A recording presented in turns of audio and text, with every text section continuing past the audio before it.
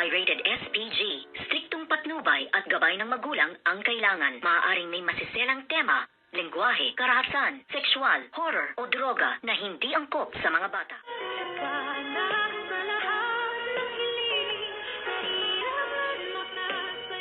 Good morning and welcome sa aking munting channel. Kaawa-awa naman ang itsura ngayon nitong ngang si Miss Giselle Tanyag dahil nga sa bidyong nag-viral at sobrang kahihiyan ang nangyari sa kanya dahil nga sa kagagawan ng demonyitang si Moira, at ngayon ay tuwang-tuwa at nagdiriwang sila na ang buong akala nila itong ngang si Miss Giselle Tanyag ay lugmok na lugmok at pinagtatawanan ng karamihan ng mga tao, at talagang hindi naman siya iniwan ng kanyang pamangkin na si Dr. Annalyn Santos, at ipinagtanggol pa nga na ito sa mga babaeng nagvi-video kay Miss Giselle Tanyag dahil ito nga ay nag-viral, kaya't hindi naman napigil ni Miss Giselle Tanyag ang kanyang sarili, at meron ngang isang grupo ng mga babae na kanyang sinugod at sinabunutan pa nga ni Miss Giselle Tanyag ang isa sa mga babae doon dahil nga nakita niya kasi na binivideo siya habang siya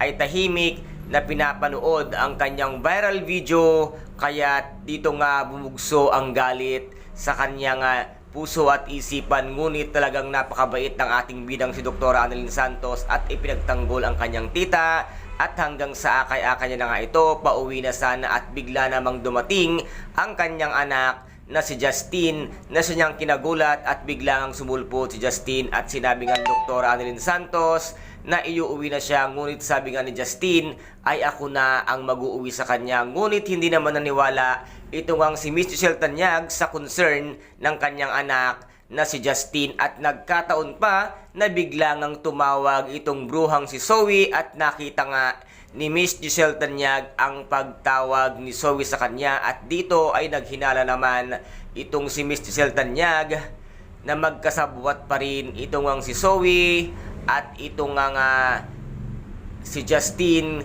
kasama pa si Morgana, at nasabi nga niya dito na pinagtatawanan sila, at naisip pa ni Miss Giselle Tanyag na baka itong si Justine ang nagkalat ng kanyang video kung kat ito nga ay nag-viral, at nasabi nga niya na ito ang gusto mo, ang pagtawanan ako at malugmok ako na ngayon ay masayang-masaya na kayo. Ngunit nasabi nga ni Justine, huwag kang ang paranoid, at si Justine sana ay totoong concern sa kanya dahil kahit paano ay nandun pa rin ang kanyang pagmamahal sa kanyang Mami Giselle. Ngunit talaga nagmatigas pa rin ang loob ni Giselle kung kaya't ngayon nga ay naiwan siya mag-isa.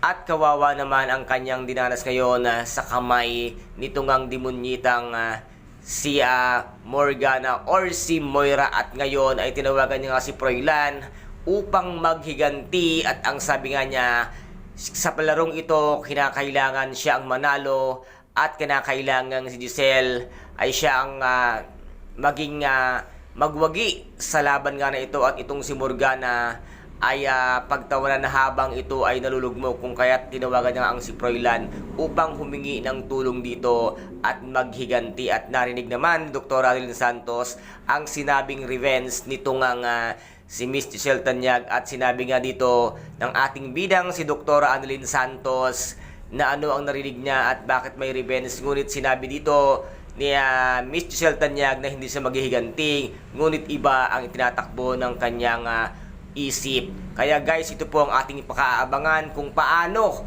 maghihiganti ang isang Miss Giselle Tanyag, at kung paano niya pababagsakin ang pamilya nga nitong demonyitang si Moira, kasama si Chantal at kasama ang bruhang si Zoe. Kaya guys, ito po ang ating pakaabangan dito nga sa Abot Kamay na Pangarap, na kung saan ay napaka-intense at kapanapanabik ng bawat eksena. At kung nagustuhan po ninyo ang aking videos for today, paki-subscribe na lamang po ng aking channel, paki-like and share para maging update kayo sa lahat ng gagawin kong videos.